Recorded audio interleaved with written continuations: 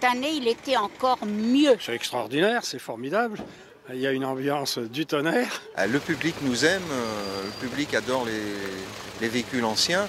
Je pense que pour eux, ce sont de très beaux souvenirs, donc ils aiment beaucoup nous retrouver. Des voitures exceptionnelles, très rares, certaines comme la petite Rosalie construite à 5 exemplaires, et puis des voitures aussi qui sont du début du siècle de l'automobile, 1905.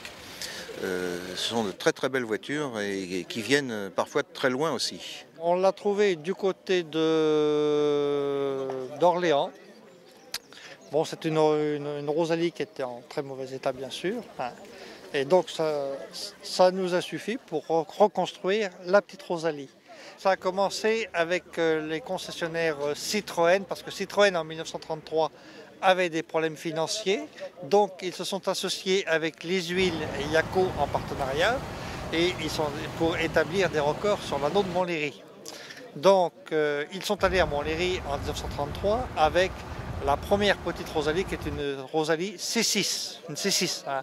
Puis après on fait la 8 chevaux et après la 10 chevaux. Donc au bout de 300 000 km avec la Rosalie 8, André Citroën a dit stop, on arrête. Et à ce moment-là, à savoir qu'ils ont tourné pendant 134 jours à une vitesse moyenne de 93 km/h, hein, et ils tournaient dans le sens inverse des aiguilles d'une montre.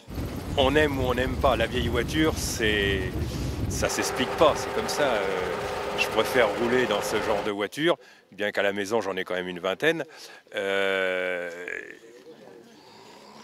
Je préfère, bon, j'ai ma voiture de tous les jours, je suis bien dedans, mais ça c'est autre chose. Cette voiture c'est une Delage type F de 1908.